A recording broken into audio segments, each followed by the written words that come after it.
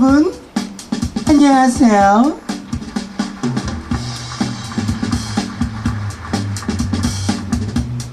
만나 뵙게 돼서 반가워요. 해명문화대학 생활음악과 창작 뮤지컬 도전 슈퍼모델 하이라이트 장면 부분을 보여드리겠어요. 그 전에 최고의 톱모델 나최고양을 소개하겠습니다. 진심으로 큰 박수 부탁드려요.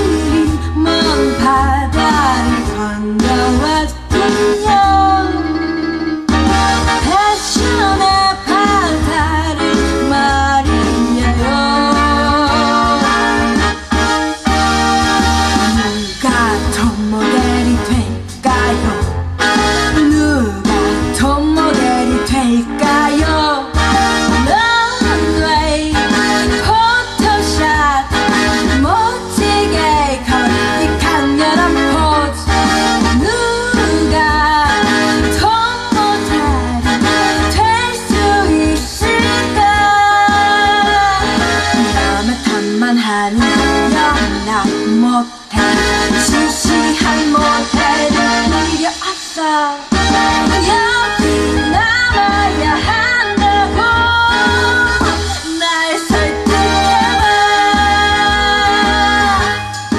여러분들이 여기 있는 이유를 말씀드리고 싶어요. 여러분 자신을 보여주세요. 아름답고 사랑스러운 모습이요.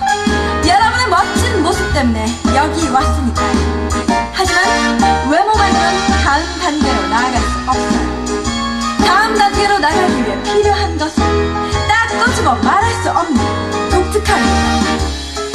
자, 이제 여러분이 지금 여기서 진짜 경쟁을 시작할 거예요.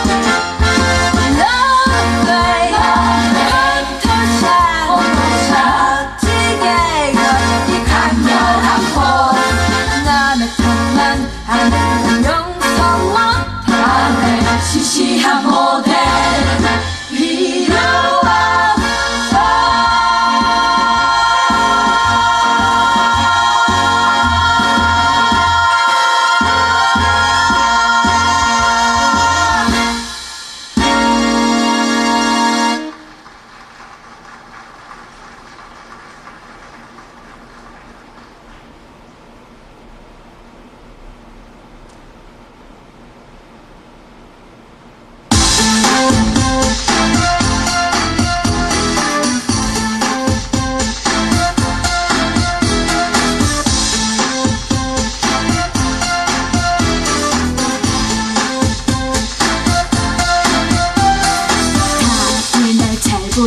주먹 많은 얼굴 잘난 허리 쭉 뻗은 무심한 다리 이들 중에 나만큼 잘난 핑카는 없어.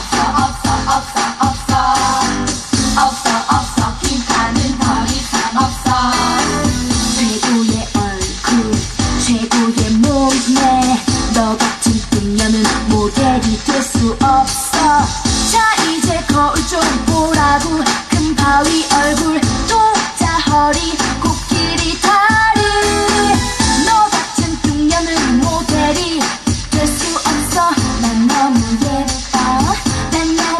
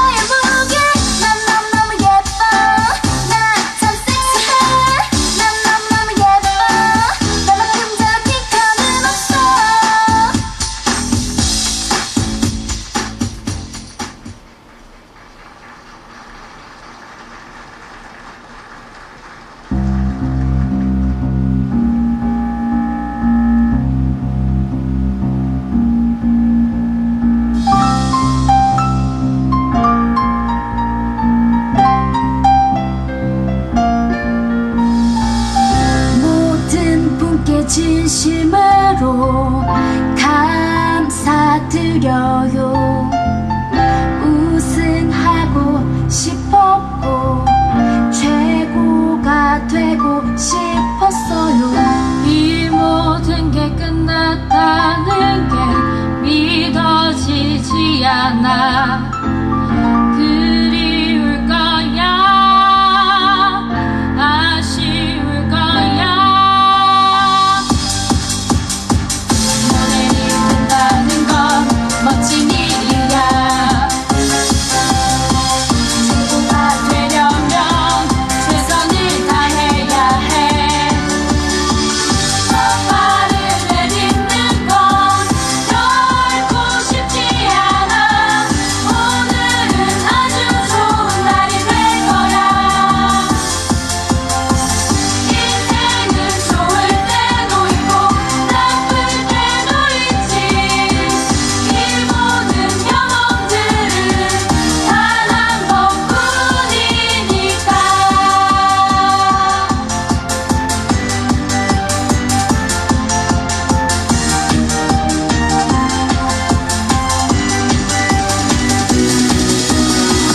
모든 분께 진심으로 감사드려요. 다들 잘못이죠. 다시 시작할 거야. 모델이 된다는 건 멋진 일이야. 최고가 되려면 최선을 다해야 해. 인생은 좋을 때도 나쁠 때도 있지. 이 모든 경험들은 단 한 번뿐이니까.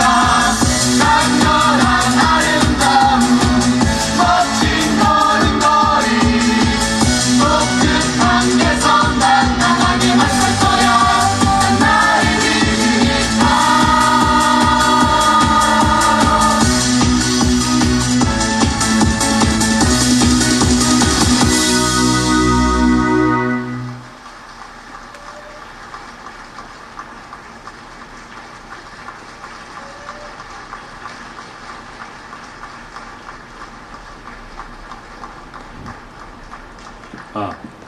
여러분들 즐거우셨습니까? 예. 방금 공연한 이 팀은 우리 계명문화대학 생활음악과의 창작 뮤지컬 그룹입니다. 김정화 선생님께서 지도를 하셨고요. 이 팀은 저도 이제 조금 아까 설명을 들었는데 제대로 제가 다 기억을 하는지 모르겠습니다. 대학 유일의, 맞습니까? 또 대구 유일의 뮤지컬 그룹으로서 이렇게 그 대학에서 별개의 이런 단체를 운영한다는 게 쉬운 일이 아닌 모양입니다. 7월 1일 날, 그러니까 다음 수요일에 대구 국제 뮤지컬 페스티벌을 한다고 그래요. 거기에 참가하는 작품으로 오랫동안 연습을 한 내용인데, 이걸 오늘 여러분들에게 다 보여드릴 수 없어서 아마 하이라이트만 보여드린 것 같습니다. 그 줄거리가 궁금하시고 제대로 봤으면 좋겠다 생각하시는 분은 마친 후에 우리 김정화 선생님께 티켓을 받으시면 되겠습니다. 수고하신 우리 뮤지컬 그룹 팀과 또 지도하시느라고 애쓴 김정화 선생님 위해서 박수 한 번 더 보내주십시오.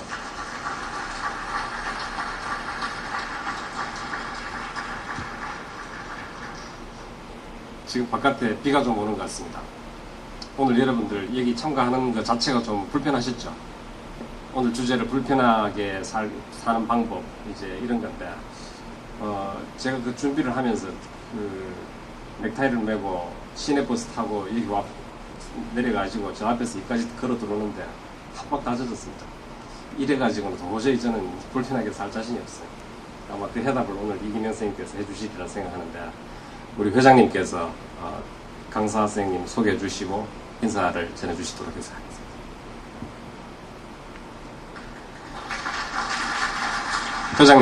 회장님 죄송합니다만 이거 단상에 올라서시죠.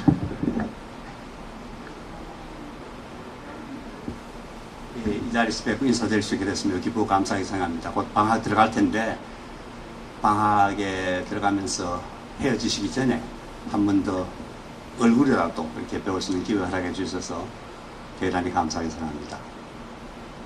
또 이 시간을 위해서 특별한 프로그램을 마련해 주신 우리 문화대학의 생활음악과 김정아 교수를 비롯한 학생 여러분께도 고맙다는 인사를 전합니다. 앞에서 그렇게 무대 예술을 진행하는 거 보니까 정말 우리 학생답지 않게 거의 전문성을 띤 예술인들이라는 생각이 들어서 법 자랑스럽게 느껴지기도 합니다. 앞으로 더욱더 큰 발전을 시키길 바라고 감사 인사 거듭드립니다. 오늘 주제 조금 불편하게 세상 사는 법, 좀 특이한 주제입니다만은 오늘 살아가는 우리에게 적합한 제목이라고 생각합니다. 사실 아주 편하게 살거든요. 우리가 편하게 사는데 그렇게 또 특별하게 뭐 행복하게 산다고는 생각이 안 되고, 또 불편하게 산다고 해서 우리가 13세기 이전에 암흑시대로 돌아가자는 그런 얘기도 아니고, 하나아마 지금 인구가 얼마 안 되는데 전 세계 인구에 그저 한 25위 내에 이 자료 보니까 들어가 있고, 그 반면에 에너지 소비는 10번째 안에 들어갑니다. 너무 과하죠. 너무 편하죠. 그래서 아마 우리 덕강 선생님께서 이 제목을 정하신 것 같습니다. 서울에 계시는데 우리 위해서 귀한 걸음 해주신 이기명 선생님은 학문적으로 보면은 정치학입니다. 연세대학에서 박사과정 다 수료하시고, 또 사회생활 쪽에서는 환경문제 깊은 관심을 가지시고 오랫동안 활동하시면서 지금은 에너지 시민연대 사무처장으로 계십니다. 전국 각지로 다니시면서 계몽 특강을 많이 해주시고 우리를 일깨워 주시는 아주 귀한 분입니다. 감사한 것은 오시면서 비까지 같이 몰고 오셔서 감사합니다. 긴 겨울 긴 봄 매우 메말랐는데 선생님의 특강 내용처럼 조금 더 풍요로운 그런 환경을 우리가 만들어 나갈 수 있는 기회를 만들어 주시길 바라고 감사 말씀드립니다. 긴 말씀 드리지 않고 이기명 선생님 소개에 올리면서 우리 회원 여러분 뵙게 된 것 정말 기쁩니다. 반갑습니다. 얼마나. 들어있어. 괜찮습니다. 선생님 넘기겠습니다.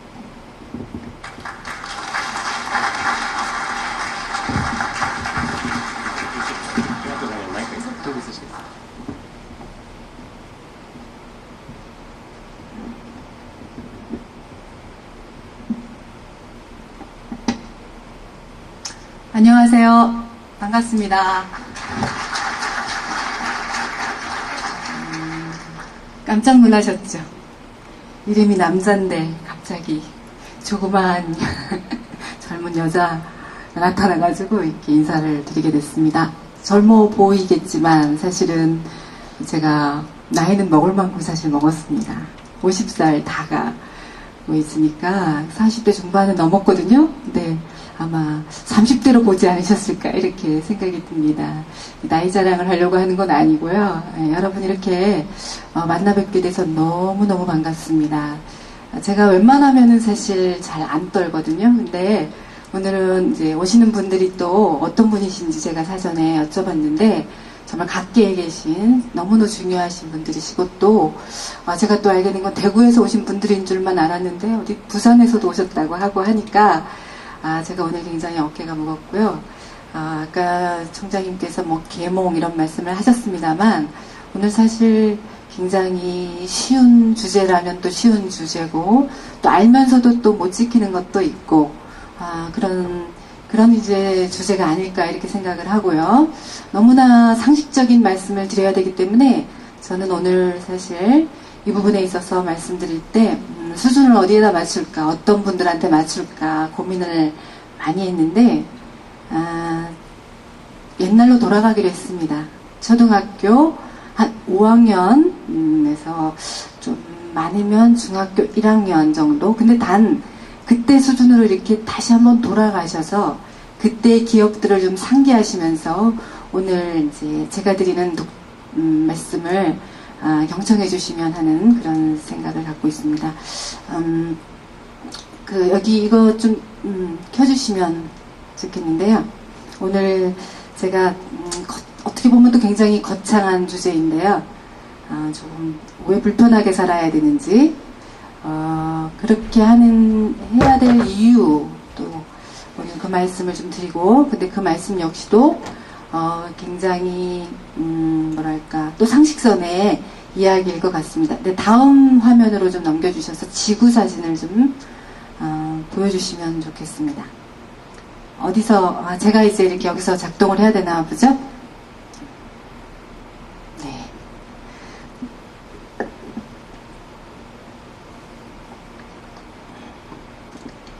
제가 무대 앞으로 나가겠습니다.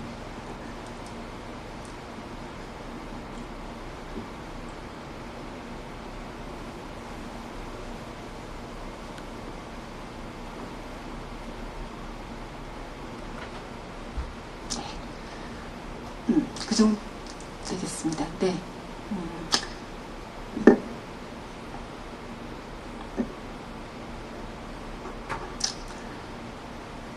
새삼스럽게 지구의 사진입니다. 불편하게 살자 하는데 어디서 불편하게 사느냐 하면 이 지구 위에서 불편하게 살자 하는 것이고요. 저는 개인적으로 이 지구 사진을 굉장히 좋아하고 오늘 말씀은 지구로부터 시작을 하게 될 것 같습니다. 보시면 이제 이 지구 사진은 누군가가 가지고 있던 사진입니다. 그 사람은 2007년도에 노벨 평화상을 수상을 했습니다. 누구일까요? 미국의 부통령 출신이었던 엘고 씨죠. 그리고 그때 엘고 씨만 노벨 평화상을 받은 게 아니라 또 한 팀이 유엔에 있는 한 그룹이 같이 공동 수상을 했습니다. 그리고 그 정치가로서 받은 것이 아니라 지구의 더워지는 지구의 심각성 이런 것들을 이제 살펴보고 그것을 전 세계에 알리는 그런 이제 일종의 환경운동 이런 것들을 한 공로로 상을 받았고요. 그 사람이 한 방법은 간단합니다. 그 지구에 어떤 일이 발생하고 있는지 하는 것을 열심히 수집을 했습니다. 특히 지금 이제 발달한 영상으로 해서 수집을 해가지고 그것을 엮어서 교육의 교재로 만들고 또 그것을 책으로 발간을 해가지고 전 세계에 그 문제의 심각성을 알리는 그런 작업을 했는데 거기에 그 책 제목도 여러분이 아마 아실 분들은 아실 텐데 불편한 진실 이렇게 되어 있습니다. 그 사람이 가지고 있는 지구 사진 중에 하나인데요. 그 중에 하나입니다. 근데 저는 이 사진을 개인적으로 굉장히 좋아하는데 이유는 보시면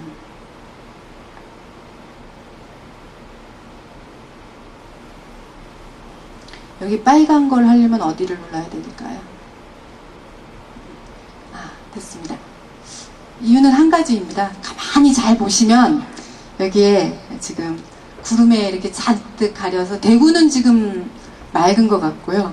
제가 온 서울은 이제 잔뜩 구름이 있어서 어쩌면 저 정도면 비가 오고 있을 것 같은데 여기 지금 일본과 이제 한반도가 보이는 것입니다.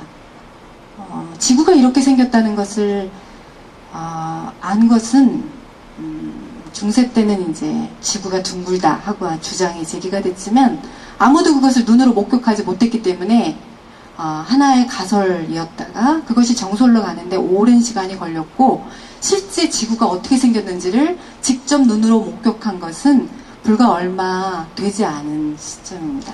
제가 어렸을 때 그 달나라의 아폴로 11호가 착륙하는 사진을 그 장면을 생중계를 했습니다. 그래서 그 장면을 봤던 기억이 나는데요. 여러분도 아마 그 기억이 있으실지 모르겠어요. 어린 마음에 어찌나 그것이 강렬하게 인상이 지어졌는지 지금도 그때 그 방송을 기억하고 있고 하여튼 달나라에 공중공중 사람이 뛰어다니던 그런 이제 장면 기억이 됩니다.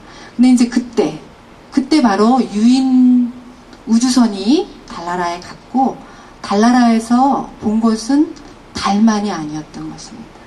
암스트롱이 달에 착륙해서 달을 본 것이 아니라 하늘을 들어서 우리의 지구를 봤고요. 그 지구가 너무 놀라워서 그 사람이 감탄에 감탄을 연발했고, 아마도 이런 지구의 모습이었을 것 같습니다. 우리가 이 지구에서 달을 볼 때와 달에서 지구를 볼 때가 틀린데, 이렇게 파란색, 이렇게 녹색의 아름다운 별이라는 것을 인간의 눈으로 목격한 것은 불과 몇십 년 전의 일이고, 그때 우리는 함께 그것을 목격했느냐 하면 이제 사진으로만 볼 수밖에 없었는데요. 애석하게도 그때 또 사진은 흑백이었습니다. 그렇기 때문에 그걸 목격한 사람은 정말 극소수 우주인들 이외에는 없었다가, 최근에 들어서 이제 칼라 사진이 나오기 시작하면서부터 이런 모습을 지구가 띠고 있다는 것을 알게 됐고요. 근데 이 사진은 또 지구 바깥에 나갔다고 해서 항상 찍을 수 있는 사진이 아닙니다. 우리가 둥그런 대보름달을 1년 중에 12번 볼 수 있을 거고요. 그 중에서도 또 진짜 아름다운 둥그런 대보름달은 1년에 딱 2번. 언제죠? 겨울 정월 대보름하고 여름 추석 한가위 대보름달. 그 정도니까요. 그렇지 않고는 대부분 다 어딘가가 찌그러진 그런 달의 모습을 우리가 볼 수밖에 없고, 지구도 말할 것 없습니다. 그러니까 바깥으로 나갔을 때, 또 왜 그러면 그렇게 보이느냐 하는 것이 이제 오늘 이제 풀어가는 또 이야기가 될 텐데요. 이제 이 지구입니다. 우리가 이 지구 위에 저기쯤에 살고 있고요. 그러면서 지금 이제 지구에 뭔가 문제가 발생을 했다고 하고, 그리고 이대로 이렇게 가다가는 문제가 있을 것 같다고 하고, 그 문제는 어떤 정도냐 하면, 이제 노벨 평화상을 받은 그 엘고가 경고를 했고, 또 그때 같이 공동 수상을 했던 유엔 기구인 기후변화에 관한 정부 간 협의체에서는 이대로 이렇게 계속 우리가 사는 방식대로 그대로 살면 그 다음은 어떻게 되냐 하면 지구의 색깔이 이제 이렇게 변해가는데 1950년대에 찍은 사진은 이렇게 되어 있고요. 1990년이 되면은 약간 더 붉은 빛을 띠게 되나요? 그 전 사진하고 한번 보시면 붉은 빛이 좀 오는 것 같죠.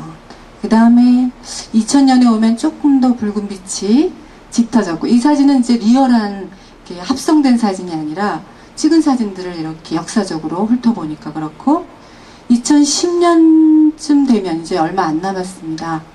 내년도인데요.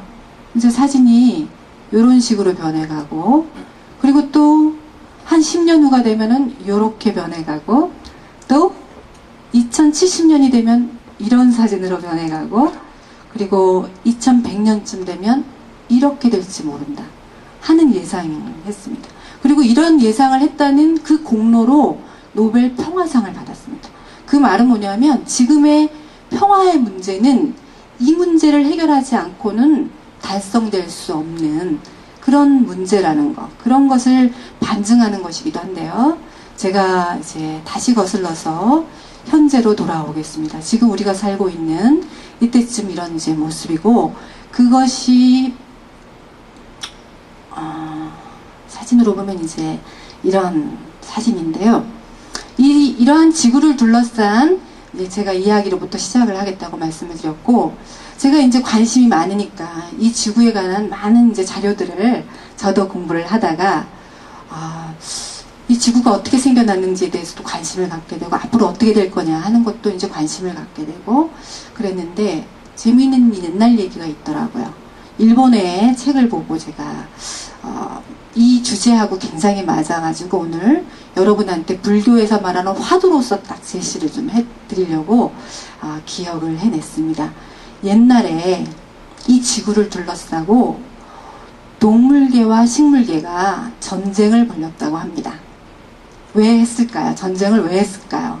그리고 누가 이겼을까요? 이유는 이 지구의 주인이 식물이냐 동물이냐 하는 그런 이유를 가지고, 그러니까 말하자면 지구의 헤게모니 쟁탈전이었던 것 같습니다. 옛날 이야기에 따르면. 그래서 두 세계가 전쟁을, 피 터지는 전쟁을 이제 벌였다고 합니다. 누가 이겼을까요? 먼 옛날의 이야기입니다. 누가 이겼을까요?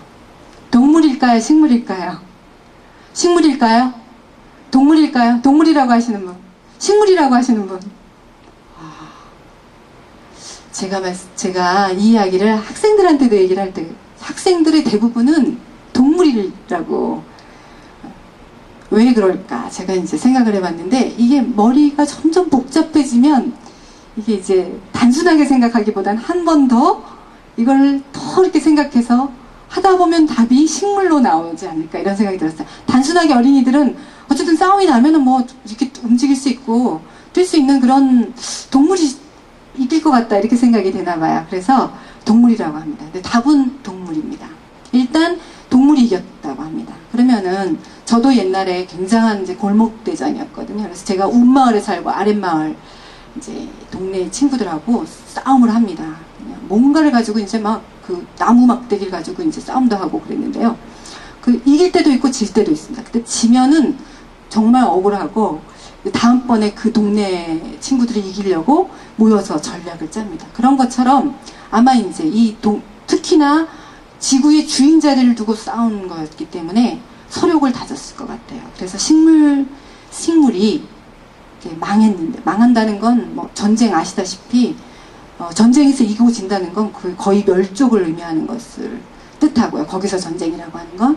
그때 이제 식물계가 다시, 우리가 그때까지는 지구의 주인 자리를 식물이 아마 가지고 있었던 것 같습니다. 먼 훗날 우리가 다시 지구의 주인 자리를 차지하리라, 이렇게 예언을 했다고 합니다. 오늘 제가 여러분한테 드리는 화두이고요. 이 화두를 따라서 저하고 잠시 이제 지구의 여행을 하게 될 것 같습니다. 왜 그러면 무엇 때문에 이 식물이 먼 훗날 다시 우리가 주인 자리를 차지하리라, 이렇게 예언을 했을까? 그것은 이루어질까 하는 것입니다. 또 다른 옛날 이야기를 제가 봤습니다. 지구를 둘러싼 이야기를 뭐 스티븐 호킹의 책도 보고, 뭐 코스모스, 카오스, 뭐 이런 책들도 봤는데, 얘기에 대별되는 두 가지가 있다는 것을 발견했습니다. 첫째, 이 지구를 둘러싼 이야기는 창조 이야기와 진화의 이야기로 대별된다는 것입니다. 그러니까 창조론과 진화론 두 가지의 관점인데요. 크게 다르죠. 우선은 뭐 창조론은 어떤 전지전능한 존재에 의해서 이 지구가 만들어졌다 하는 것이고, 진화론은 이 지구의 모든 생태계는 발전적으로 서로 진화 발전해 왔다, 어떤 메커니즘에 의해서 그렇게 왔다 하는 두 가지인데요.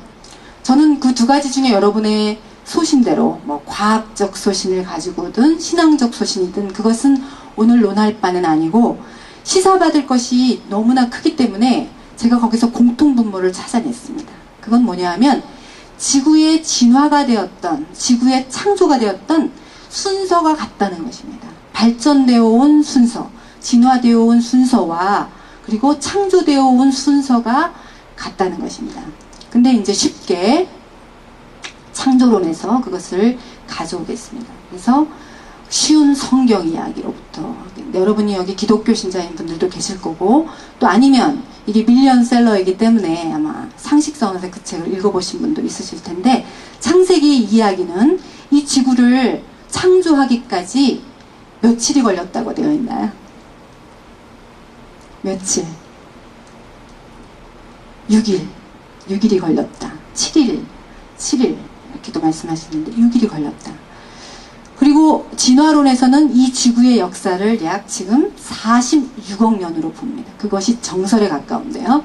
그러면 이제 창조의 이야기에서 6일을 생각하시면 46억 년을 한 7등분 하시면 이제 대충 하루, 그 하루가 얼마를 의미하는지, 하늘의 시간으로 하루라는 것이 이 진화의 시간, 이 역사의 시간에서 얼마쯤 된다 하는 거는 여러분이 대충 감이 잡히실 건데요. 그러면 그 첫째 날 무엇을 만들었나 하는 것을 좀 상기해 볼 필요가 있습니다. 이 지구를 만들 때 지구가 먼저 만들어진 것이 아니라 첫째 날 먼저 만든 작업이 있습니다. 그것은 진화론에서도 마찬가지. 빅뱅설이 됐던 무엇이 되었던 먼저 진화되고 먼저 창조된 것이 있습니다. 첫째 날. 그게 뭐죠? 첫째 날. 네. 빛. 네. 제가 에너지 시민연대에서 왔습니다. 어떻게 보면 이 빛은 모든 에너지의 근원이 되겠죠. 해가 먼저 빛이 있으라 하고 첫째 날 빛을 만들었다. 이렇게 되어 있습니다. 그리고 하루가 갑니다. 그러면 이제 그 둘째 날은 뭐가 되느냐? 둘째 날은 이렇게 표현이 되어 있습니다. 물이 있는데 물 아래와 위를 나누어서 궁창 뭐 이렇게 표현하죠. 그래서 무엇이 이제 되냐면 물 아래쪽은 물 위쪽이 이제 하늘이 됩니다. 하늘. 그리고 이제 자연스럽게 이제 이쪽이 땅 쪽이겠죠. 그리고 하루가 또 갑니다. 그리고 이제 셋째 날이 되면 흩어져 있던 물들을 모으는 작업을 합니다. 그래서 그것을 모은 이 물을 일컬어 바다라 하고, 물이 모아지고 남은 이 나머지 땅, 이 묻, 이것을 묻이라 하고 땅이라 해서 셋째 날이 오는데요. 이날 또 하나의 창조 작업이 있습니다. 근데 이 순서는 제가 말씀드린 것처럼 진화론에서도 같습니다. 자, 무엇일까요? 셋째 날쯤 됐을 때 이 땅에 나타나는 것이 있습니다. 나타나는 것이 있는데 그것이 동물일까요? 식물일까요? 식물일까요? 동물일까요? 예, 식물입니다. 식물인데 식물 중에서도 풀일까요? 나무일까요? 풀일까요? 나무일까요? 자, 제가 말씀드렸습니다. 제가 말씀드리는 모든 그 내용은 초등학교 5학년 수준과 중학교 1학년 수준을 넘지 않는, 거기서 왔다 갔다 하기 때문에 여러분이 잘 모르시겠으면 지금 이제 소위 말하는 아이들의 자탐을 생각하시면 되고요. 아니면 자연, 우리가 배웠던 자연을 생각하시면 됩니다. 자연에서 우리가 어떻게 배웠냐면 풀이 먼저라고 배웠습니다. 초지가 먼저 형성이 되고, 그 다음에 이제 여기에서 작은 키 나무들이 살살 들어오고, 그 다음에 이것을 이제 뭐 관목이라고 하겠죠. 그리고 나서 이제 큰 키 나무들이 슬슬 들어옵니다. 처음에는 햇빛을 좋아하는 양수가 먼저 들어오고, 그 다음에 이 그늘을 뚫고 슬슬 이 정도의 이제 숲이 만들어지면, 그 다음부터는 그늘에서도 잘 자라는 음수, 교목들이 이제 숲을 이렇게 형성하게 됩니다. 그러면 이것들 사이에 싸움이 있을까요? 없을까요? 이게 셋째 날 일어난 일인데, 이것들 간에 진화론의 관점에서 경쟁이 있을까요? 없을까요? 있겠죠. 경쟁을 합니다. 그렇기 때문에 이제 이렇게 숲이 조성이 되면 큰 나무 밑에 가려진 이 이제 풀들은 점점 사라지기도 하고, 그래서 그런 거를 갖다가 자연 시간에 우리가 중학교 1학년 수준입니다. 도태라고 이제 배우기도 하고 그랬습니다. 그렇게 되는데 이런 나무들하고 이렇게 치열하게 경쟁을 합니다.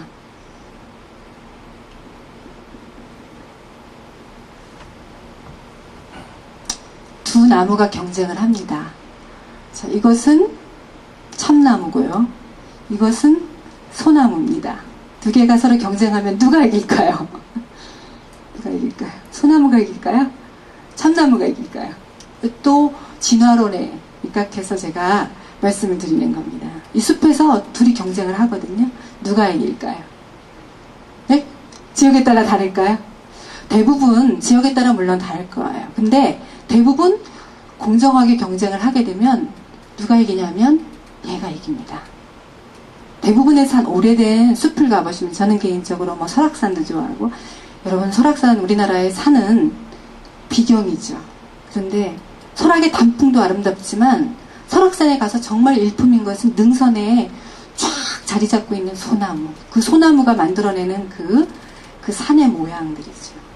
그리고 우리나라의 모든 국민들한테 매년 제일 좋아하는 나무를 꼽으라고 하면 항상 소나무가 한 번도 1등 자리를 내준 적이 없다고 합니다. 소자라고 하는 게 으뜸이라는 뜻이죠. 참나무 뭐 참이라는 뜻이긴 합니다만 이 두 가지 나무가 나무 중에 참나무, 나무 중에 으뜸나무 두 나무가 서로 경쟁을 하면 소나무가 집니다. 왜 질까요? 왜 질까요?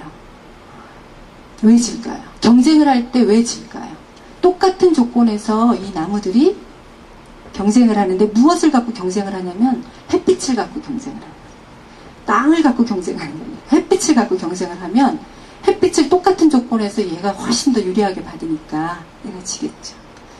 자, 각설하고 이렇게 해서 이제 셋째 날이 됩니다.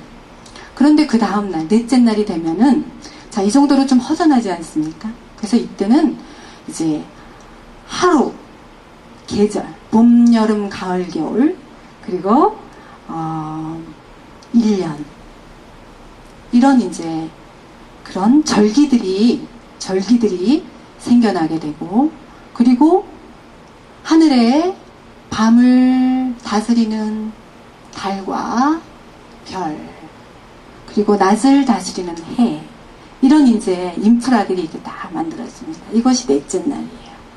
그리고 나면 이제 다섯째 날부터 드디어 역동적인 또 창조 작업과 진화 작업이 일어나게 되는데, 그것이 바로 뭐냐면 이제 식물 다음에 오는 동물입니다. 동물, 진화론에 따르면 바다에서부터 생물이 시작돼서 무트로 올라왔다 이렇게 되고, 단세포에서 다세포로 진화되면서 드디어는 동물이 생겨나게 되고, 그 물고기에서부터 이게 진화가 되고, 그리고 그렇게 진화를 쭉 거듭하다가 이제 계속해서 발전해 오는 과정이라고 되어 있는데, 이 성경에서는 또 어떻게 되어 있냐면, 자, 물에 있는 제가 그림을 잘 못 그려서 죄송한데요. 자, 물고기처럼 안 보이네. 물고기, 바다의 물고기, 그리고 땅에 있는 이제 짐승들, 그 짐승들에 앞서서 새. 진화론에서는요, 시조새부터 시작됐다 이렇게. 새로 안 보이죠? 이러다 떨어질 것 같습니다. 하여튼 새입니다. 이렇게 이제 만들어지고 다섯째 날이 가요. 그리고 여섯째 날도 또 역시 무궁무진한, 그리고 이제 이것을 이렇게 만들고 오는데, 하루하루가 갈 때마다 그냥 가는 게 아니에요. 창조론에 따르면 이 창조하신 조물주가 항상 끝내고 나면 감탄사를 연발합니다. 보기에 좋았더라. 이렇게 옛날 성경책에 되어 있고, 지금은 보기에 좋았다. 이렇게 표현을 하기도 하고, 영어로 보니까 so good 이렇게 표현된 데도 있고, 또 어떤 데는 very good 하고 이렇게 표현이 된 데도 있습니다. so good이 되었던, very good이 되었던, 좋았다 하고 감탄사를 연발했다고 합니다. 자, 그렇게 해서 여섯째 날까지 오고, 여섯째 날이 되면 그야말로 이제 땅에 기는 짐승들과, 그리고 네 발 달린 짐승과, 그리고 공중에 나는 새와 가축과 이런 것들이 이렇게 만들어지게 됩니다. 근데 그날 맨 마지막 단계에 오는 이제 진짜 걸작품이 있습니다. 진화의 과정에서도 가장 마지막 단계에서 진짜 걸작품이 탄생을 하는데요. 어느 정도 걸작이냐 하면, 창조론에 따르면 그것을 만든 창조주가 자기의 형상대로, 자기의 모습대로 그것을 만들었다 이렇게 되어 있고요. 그리고 진화론에 따르면 이것을 이렇게 피라미드로, 먹이의 피라미드로 이제 만들 수가 있을 텐데, 마지막 단계 오는 것의 가장 마지막 단계의 것은 오늘 이제 여러분의 이 모임 이름하고도 이제 너무 원더풀한 이름인데요. 휴마나. 예, 마지막 단계에 인간이 나타납니다. 남자와 여자가. 그리고 창조론에서는 남자부터 이제 왔다고 이렇게 되어 있죠. 남자부터 만들어졌다 이렇게 되어 있는데요. 진화가 되었던, 그리고 창조 아니고 진화론이면 그것은 이제 원숭이로부터 진화가 되어서 왔다 이렇게 되어 있습니다. 그리고 그 앞 단계에 휴먼 비잉, 이 존재를 한 종으로 따지면 이제 호모 사피엔스 이렇게 이야기를 하는데, 그 앞 단계에 다른 종들이 있지요. 그 기간으로 보면 이제 지구의 시간으로는 마지막 날 6째 날인데요. 6째 날쯤인데, 지구의 시간으로 보면은 제가 어릴 때 배웠을 때는 10만 년, 15만 년 전쯤 호모 에렉투스가 나타났다 이렇게 되어 있는데, 요즘 책을 보니까 12만 년 전, 이러죠. 11만 년 전 이때 왔다 이렇게 이제 호모 에렉투스, 또 뭐 베이징 원인, 북경 원인 이렇게도 표현하죠. 또 네안데르탈인, 뭐 크로마뇽인, 이런 표현들을 아마 아실 것 같습니다. 그런 존재들이 막 오다가 마지막 단계에 호모 사피엔스. 아마 진화론에서 얘기하는 호모 사피엔스가 바로 이 아담을 의미할 것 같은데, 자, 이것을 만들 때 조물주가 만든 소재가 있습니다. 그것은 흙이죠. 흙으로 빚어서 어딘가에다가 모를 확 불어넣습니다. 무엇을? 콧구멍 2개에다가 훅 하고 불어넣는 게 있습니다. 그게 뭐죠? 또 이것도 여러 저기가 있습니다만, 살아있는 기를 확 불어넣었다. 생기 또는 뭐 생명 이렇게 표현하기도 하는데요. 자, 이것을 불어넣은 아주 굉장한 존재가 이제 이 지구상에 딱 나타납니다.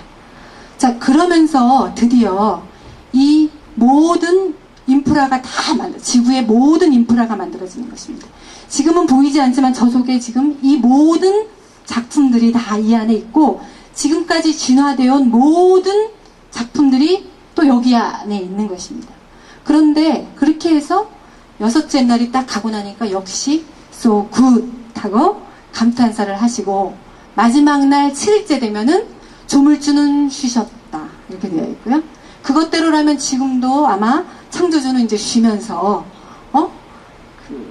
여기를 지켜보고 있을 것 같고, 진화의 과정에서는 이제는 새로운 이제 영장류가 여기서 여러 가지 작업들을 이제 하는 역사가 일어나게 됩니다. 글쎄요, 그게 조물주가 신의 형상대로 만들었기 때문에 그런 역할을 하는지, 아니면 진화되는 과정에서 너무나 특출한 존재로 진화가 되어서 그런지 모르지만, 이 모든 땅에 기는 짐승이 되었던 뭐 이런 여러 새가 되었던 물고기가 되었던 이런 존재하고는 분명히 이 존재는 다른 존재입니다. 다른 존재인 이유는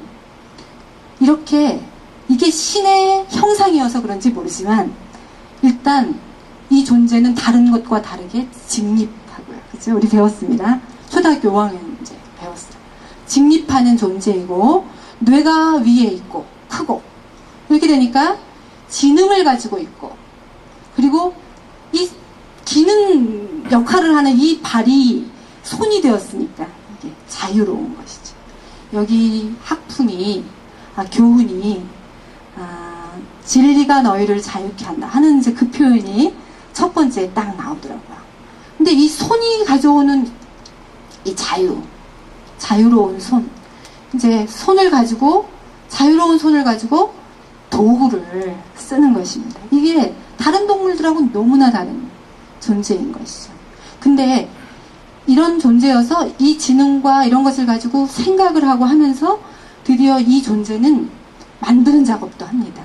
그죠? 창작이 됐던, 창조가 되었던 끊임없이 무언가를 만들어냅니다.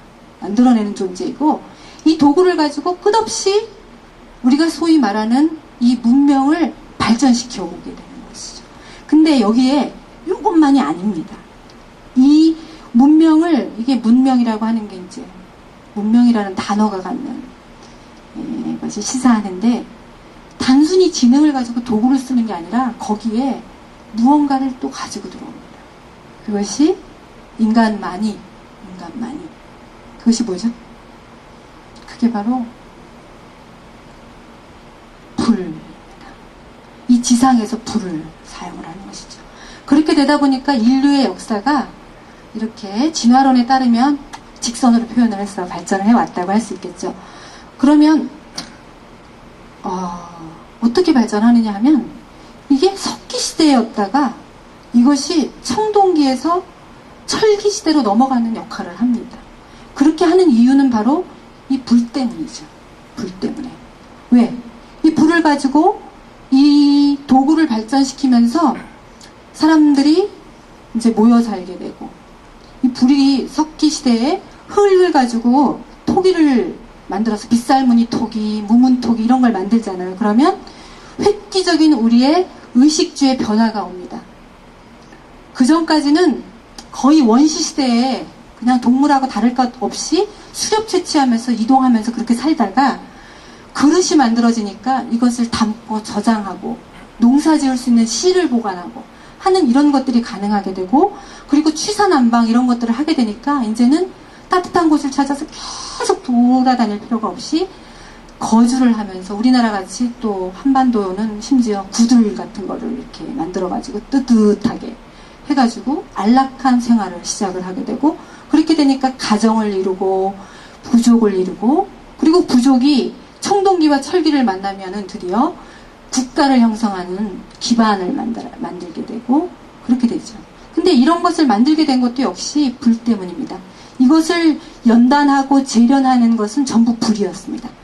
그렇게 오는데, 근데 인간이 여기서 끝나면 좋은데 끝나지 않습니다. 좋은 것이 아니라 이제 또 계속 발전을 하게 되죠.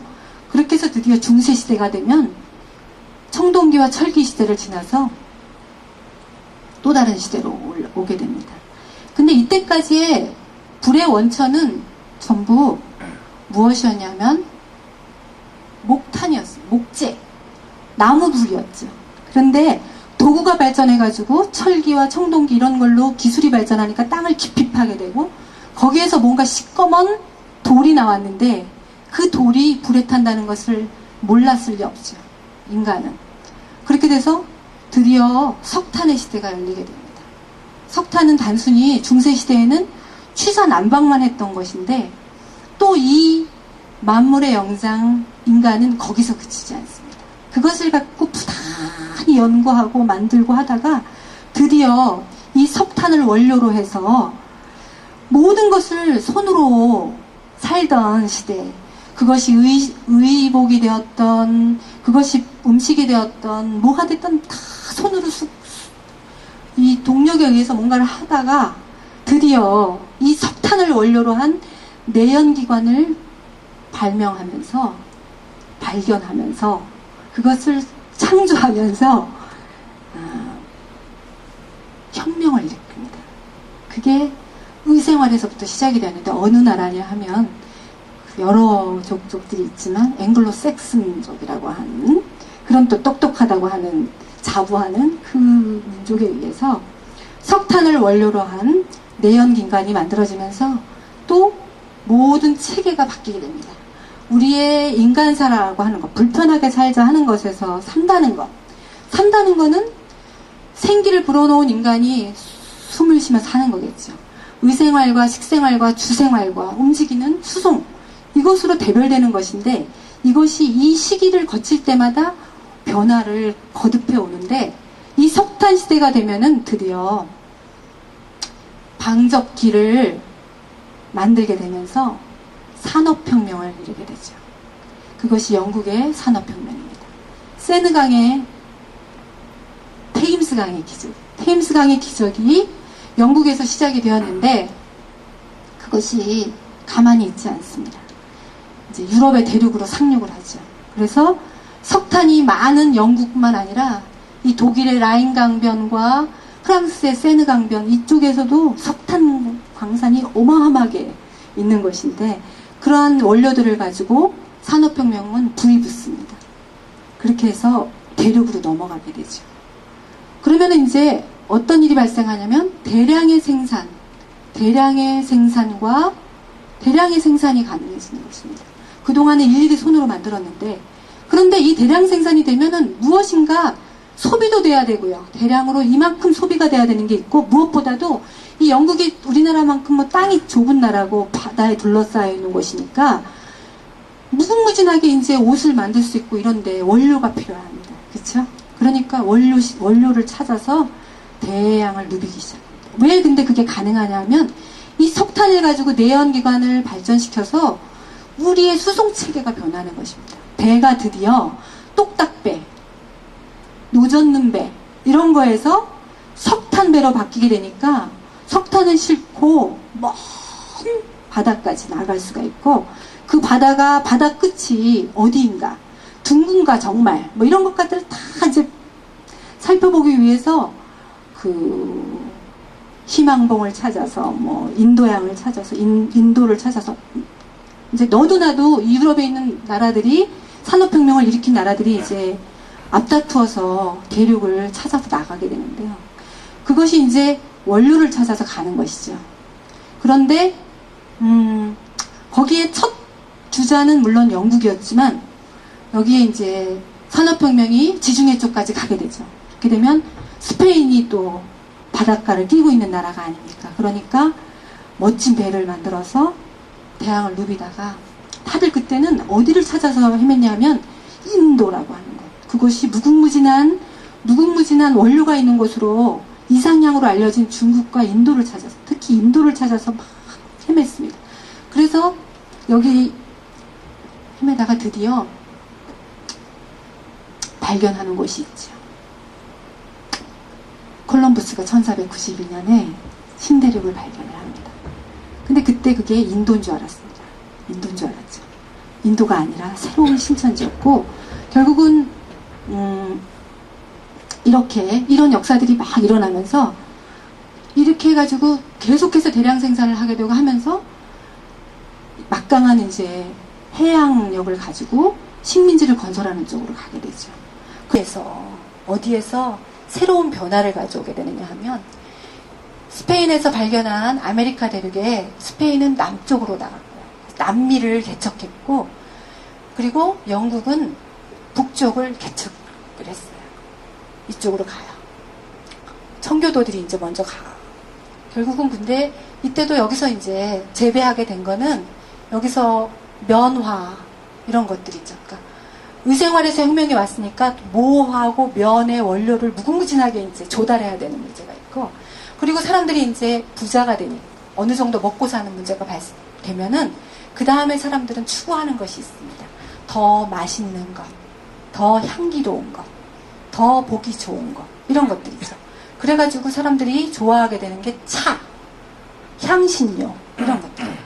그래서 여기에 차를 생산하게 되고 그럽니다. 근데 결국은 이 차가 불공정하게 이쪽으로 수출이 되면서 여기서 반란이 일어나요. 보스턴 차전쟁 이런 게 일어나요. 그러면서 여기에 온 미국인들이 드디어 나라를 독립시키는 그런 일들이 1786년? 1876년?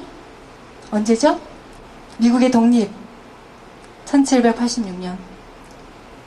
1776년. 네. 드디어 미국이 독립을 합니다. 여기에서 이제 새로운 또 혁명이 일어나게 되는데, 처음에는 미국인들이 처음에는 동부에서 자리를 잡고 농사를 짓다가 서부 개척에 나가게 돼요. 서부 개척을 하러 나갈 때는 거기에 금광이 있다 하는 소문과 여러 가지 때문에 갔습니다만, 여기에 가서 처음에 발견하게 된 것은 금광만이 아니었습니다. 거기에 들판에 뛰노는 그 무궁무진한 솥대, 그리고 인디언들이었겠죠. 그리고 그 솥대를 이 사람들이 목동들을 고용해가지고 이제 드디어 목장이 이제 생겨나는 역사를 가져오게 되는데, 미국이 이 땅덩어리가 너무 크다 보니까 미국을 건설하고 나서 여기를 관리할 방안이 없으니까 어떤 정책을 피냐면 서부에 가서 누구든지 힘 닿는 대로 철책 이렇게 그 담장을 두르고 땅을 차지해서 그만큼 쓸 수 있는 만큼 사용을 하면 그 땅은 각자의 땅으로 해주는 그런 정책을 펴니다. 그러니까 너도나도 가서 대목장주들이 이제 심지어는 나중에 총잡이들을 고용을 해가지고 이제 목장을 이제 만들고 그것을 총으로 지키는 이제 그런 역사들을 가져오게 되죠. 그래서 서부 개척이 이제 목장에서부터 시작이 되는데 이 땅에 이 서부의 땅에 소망 기르던 이 땅에 무궁무진하게 매장되어 있는 것이 발견이 됩니다. 다른 영국이라든지 프랑스나 이런 나라들이 식민지를 건설해서 여러 나라들을 가게 되는데 특히 중동 지역을 점령에 들어가서 거기서 또 발견한 것이 있습니다. 그게 뭐냐면 그게 바로 무궁무진하게 흐르는 석유의 강입니다. 석탄은 땅속에 묻혀서 이게 고체이기 때문에 캘 때까지 기다려야 되는데요. 이 석유라고 하는 존재는 이게 유동적이잖아요. 그러니까 이게 틈만 나면 그 가스층하고 같이 막 이렇게 있어서 이게 막 삐죽고 나가서 얘기를 들어보면 이 아메리카에 그냥 석유의 강이 흘렀다고 합니다. 강이 시꺼먼 물이 막 흐르는데 이제 아메리카 인디언들은 그것을 신성시해서 별로 그것을 걷다가 뭐 쓴다든지 하는 그런 걸 생각하지 않고 아프거나 하면 가서 바르고 배가 아프면 먹고 하는 정도, 주술에 필요한 만큼 쓰고 하는 그런 정도로 해서 굉장히 신성시하는 그런 거였다고 하고요. 그런데 이것이 불에 타는 아주 신비로운 물이라는 것을 또 발견했겠죠. 그렇게 해가지고 석유의 시대로 슬슬 넘어가는데 석탄에서 석유로 이제 넘어가는 거에 결정적인 역할을 하는 것은 이 땅에서 시작입니다. 이 땅에서. 18세기, 19세기를 거치면서 무한한 발전이 이제 일어나게 되는데 비약적인 발전이 1900년대에서 2000년대로 넘어오는 요 무렵에 미국에서 시작이 되는데 그건 뭐냐면 수송체계가 석탄으로 된 배, 석탄으로 된 증기기관차 이런 것들로 해서 대륙 횡단을 하고 이랬는데 거기에다가 이제 드디어 자동차를 이제 개발해가지고 유럽에서 그거를 시운전하고 부자들은 그거를 소유하는 게 꿈이 되었습니다. 근데 맨 처음에 개발된 자동차는 사람이 이 손을 가지고 자유를 꿈꾸지만 정말 사람들이 이제 꿈꾸는 자유라고 하는 건 어디든 갈 수 있는 거죠. 그러니까 꿈에 막 날고도 싶고 막 그렇지 않습니까? 그런데 증기기관차와 증기선에서 자동차가 만들어졌을 때는 소위 말하는 요즘에 바이오 디젤, 그러니까 식물성 기름을 가지고 운영하는 그런 자동차였는데 어디에서 실험을 합니다. 여기서 나오는 이 무궁무진한 석유가 있다는 것을 알게 되고 이것을 가지고 드디어 이제 미국이 이것을 시추하는 기술을 발전을 시켜서 제일 중요한 거는 여기 석유가 흐르는 매장지가 있어도 그것을 얼마만큼 땅속으로 뚫고 들어가서 뽑아내느냐 하는 건데 드디어 미국에서 그 시추하는 기술이 획기적으로 발전이 돼가지고 100m 뚫을 거 1000m까지 뚫는 그런 이제 획기적인 그 드라이잭이라고 하는 사람이 시추하는 기술을 만들어내요. 그렇게 해가지고 한번 석유가 터지면 그냥 그게 바깥에 수백 킬로에서도 그 기둥이 보일 정도의 그런 무궁무진한 게 있다는 것을 발견하니까 그리고 그것이 훨씬 더 석탄보다도 더 좋은 편리한 그런 연료라는 것을 알고 나서 끊임없이 그것을 정제하는 기술 이런 것들을 개발해내는데 그렇게 하면서 이 미국 땅에 석유왕이 나타납니다. 석유왕 누구죠? 록펠러 대부호 록펠러가 나타나고 여기가 독점해서 그 석유 회사를 만들면서 심지어는 이 영국이나 프랑스나 이런 데서 장악하고 있는 이쪽 중동 지역의 석유 시장까지 다 이제 잠식히 들어가는 그런 이제 역사를 갖게 되고, 그 무궁무진한 석유를 자원으로 해서 무언가를 창출해내야 되는데, 드디어 자동차 회사, 자동차 왕, 누가 20세기의 문명의 꽃을 만들어낸 자동차 왕 누구가? 포드가 실험을 합니다. 그러니까 식용유로 돼서 굴러가는 자동차에 휘발유를 넣어, 정제된 석유를 넣어서 주행을 하는 실험을 합니다. 내연기관을 조금 바꿔, 엔진을 조금 개량을 해가지고. 그런데 해보니까 성공이죠. 대성공. 힘도 좋고 멀리 가고 값싸고. 그렇게 해가지고 드디어 포드 자동차가 대량으로 값싼 원료를 가지고 생산되는 역사가 일어나고요. 그것을 또 바탕으로 해서 드디어 비행기, 꿈에도 그리던 비행기를 만드는 데 성공하고, 그리고 이런 것들은 처음에는 군수용으로 이것이 만들어지니까 2차 세계대전이 되면 모든 힘의 가장 중심에 미국이 자리를 잡게 됩니다. 그러니까 전쟁에서 미국이 딱 주도권을 쥐고 어딘가에다가 이렇게 손을 들어주면 거기가 이기게끔 그렇게 되는 상황인데, 아시다시피 2차 세계대전이 되면 석유 전쟁이 되고요. 석유고, 그렇기 때문에 1차 세계대전하고 크게 다른 건 보병 전쟁에서 이게 비행기 전쟁으로 바뀌게 되고요. 그리고 결국은 그 비행기 전쟁에서 일본이 진주만에서 이제 대패를 하고, 그러면서 이제 지게 되죠. 그 전쟁을 일으켰던 일본과 그 다음에 독일이 러시아로 진출해서 가는데, 독일이 러시아를 진출한 이유는 한 가지입니다. 거기에 있는 그 무궁무진하게 매장되어 있는 그 천연가스와 석유 이런 것들을 갖다가 장악하기 위해서 시베리아를 점령하러 들어가잖아요. 그런데 결국은 이제 보급로가 차단되고 하면서 독일도 망하고 일본도 망하고, 그렇게 해서 1945년에 마지막 확인 사살에 가까운 이제 원자력, 거기에 원자력까지 포함해서 핵 실험을 하게 됐어요. 원자 폭탄이 투하되는 그 시점에 드디어 이제 2차 세전이 종지부를 찍고, 거기서 한국도 해방이 되는 그런 역사가 일어나는데, 이 이제 문제는 뭐냐면 이 전쟁이 끝나고 난 이 시점부터 이제 새로운 세상이 열리게 되는데, 그동안은 전쟁 중에 있었던 그 군수용 석유를 원료로 한 비행기와 자동차와 그 모든 것들이 이제는 우리의 의생활과 식생활과 주생활과 수송체계를 변화시키는 아주 혁명적인 자원으로 변화된다는 것이죠. 그래서 이 이후부터는 우리가 지금까지 어느 시대를 살게 되느냐면 석유의 시대를 살게 되는 것입니다. 석유의 시대. 석유와 석탄과 목탄이라고 하는 것은 목탄에 대비해서 석탄이라는 표현이 있고요. 그리고 석유의 시대, 그리고 거기에 이제 천연가스가 함께, 천연가스 이런 것들인데요.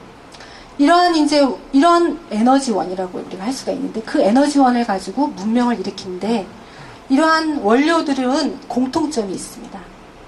이러한 원료들을 일컬어서 우리가 뭐라 그러냐면 화석연료라고 하죠. 화석연료라고 하는 건 무언가가 변해서 됐다는 것을 의미하고요. 그러면 무엇이 변했느냐? 석탄은 명실상부 나무가 변한 것입니다. 우리가 어릴 때 저는 갈탄을 교실에서 썼는데, 갈탄이라고 하는 건 메타세콰이어하고 비슷하게 생긴 나구송이라고 있습니다. 나구송이 변해서 된 거. 그리고 석유는 여기에 기름 성분이 많이 들어가 있는 동물성 것들, 이런 것들일 거고요. 그리고 천연가스 이렇게 되어 있는데, 화석연료, 무언가가 변해서 됐는데 그게 뭐가 변해서 됐냐? 그러면 나무가 변해서 된 거예요. 또는 거기에 기름 성분인 그런 것들이 변해서 된 화석연료. 그러면 다시 처음으로 돌아가서 제가 처음에 진화의 역사를 말씀드리면서 진화의 방향이 또는 창조의 방향이 똑같다. 근데 풀과 나무가 먼저 오고 나중에 동물이 왔다. 왜일까? 아니 왜 먼저 창조의 질서에서 또는 진화의 질서에서 동물이 먼저 오고 그 다음에 식물이 올 수도 있는데 왜? 그 안에는 그것이 진화가 되었던 창조가 되었던 굉장한 지혜가 있는 것을 우리가 알 수 있습니다. 창조의 상황, 창조의 이 과정은 말씀, 로고스, 지혜, 이성 이런 것들을 가지고 만들었다 이렇게 되어 있잖아요. 근데 그 지혜가 무엇이냐 하면 순서가 뒤바뀌면 안 되는 거예요. 순서가 뒤바뀔 수가 없는 거예요. 왜냐하면 이것들은 진화를 먹이사슬로 하면 이렇게 삼각형으로 횟수가 있는데요. 이렇게 나누죠. 여기가 생산자, 그리고 두 개 크게 소비자, 또 소비자 이렇게 됩니다. 근데 1차 소비자라고 하고 이것을 2차 소비자라고 하죠. 생산자는 누구냐? 이 생산자가 바로 식물을 의미하고요. 소비자는 동물을 의미하는데 이쪽에 있는 1차 소비자는 이 생산자를 먹는 소비자, 그 다음에 이 소비자를 먹는 또 2차 소비자 이렇게 우리가 배웠습니다. 그러니까 여기는 채식, 여기는 육식 또는 우리와 같은 잡식 이런 이제 동물들이 있겠죠. 그 머리 꼭대기에 동물로 치면 저기 있는 아시아 대륙에는 아시아, 인도와 이 시베리아와 한반도에는 이 먹이사슬의 꼭대기에 호랑이가 있을 거고요. 그리고 또 아프리카에는 사자가 있을 거고, 그리고 아메리카에는 뭐죠? 아메리카 대륙에는 늑대 또는 곰 정도가 있죠. 거기는 사자나 호랑이는 없는 곳이지 않습니까? 그렇게 있고요. 인간은 어디쯤에 있을까요? 인간은 여길까요? 여길까요? 자, 1차 소비자와 2차 소비자, 육식동물과 채식동물의 가장 큰 차이는 풀을 먹고 여기는 고기를 먹는다 이겠지만 눈의 간격으로 큰 차이를 알 수 있습니다. 생김새가 틀립니다. 눈의 간격이 가장 큰 차이인데요. 눈의 간격. 채식동물은 다 옆에 붙어있죠. 육식동물은 다 앞에. 그러니까 눈의 간격이 좁으면 좁을수록 이게 맹수에 가까운 것들인데요. 왜 그럴까요? 채식동물들은 육식동물로부터의 공격으로부터 늘 주시를 해야 되니까 이게 앞에 붙어 있으면 계속 이러면서 고개짓을 할 수 없으니까 옆에 이렇게 딱 붙어요. 뒤에 가서 붙어 있고, 우리 이제 맹수들은 이제 포식자를 공격을 해야 되니까 막 이렇게 앞으로 이렇게 쫙 됩니다. 인간은 어디쯤? 인간은 간격이 좁은 편인가요? 옆인가요? 인간도 하여튼 이 꼭대기 어디쯤에 있고, 이 논리대로라고 하면 뭐 가장 밑단계에 거의 있다 해도 과언이 아닐 정도인데, 근데 식물은 생산자에 속합니다. 그러니까 생산하기 때문에 먼저 오는 것이죠. 무엇을 생산하느냐? 스스로의 양분을 생산하는 것, 그게 이제 첫째인데 더 중요한 것이 있습니다. 그게 뭐냐 하면 해를 가지고 5학년 때 배우는 건데 광합성을 합니다. 근데 광합성의 가장 큰 핵심은 뭐냐 하면 자기네들의 양분을 만드는 것보다 더 중요한 것이 뭐냐 하면 이 땅에 가득한 가스 CO2를 들이마시고 그 다음에 무엇을 만들어내느냐 하면 산소, O2를 만드는 작업. 이게 이제 가장 핵심적인 것이라고 할 수가 있고요. 그런데 동물은 특히 이 생기를 불어 넣어서 만들어졌다고 하는 인간은 이것과는 반대죠. 생기를 불어넣은 인간은, 생기가 불어넣어진 인간은 살았다는 것인데요. 살았다는 것은 생기가 있다는 것이고, 생기가 없다는 것은 무엇이 없어졌다는 것? 이게 이제 순 한글말로 숨이죠, 숨. 순 한글말로 숨. 숨을 한자로는 어떻게 쓰냐면 이렇게 씁니다. 쉴, 휴.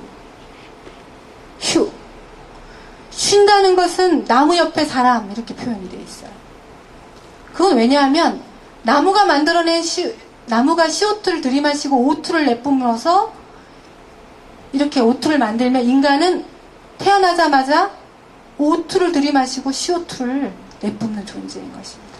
생기를 훅 불어넣었다는 건 숨을 쉬는 존재로 진화되고 창조되었다는 것을 의미하는 것이고, 숨을 쉰다는 것은 O2를 들이마시고 CO2를 냅니다. 여러분이 지금 강의를 들으시면서도 지금 여러분이 끝없이 무의식 중에 숨을 쉬고 계신데, 이 공중에 있는 CO2를 들이마시고 O2를 들이마시고 CO2를 내뿜는다는 거예요. 공기가 맑다는 것은, 우리가 공기가 맑다는 것 숲으로 이제 잘 가면은 맑다고 하는데, 맑다는 것은 그만큼 산소가 많이 있다는 것을 의미하는 거죠. 이 땅이, 이 지구가 요 단계까지 온 것이 아마 46억 년이 걸려서 여기까지 왔고요.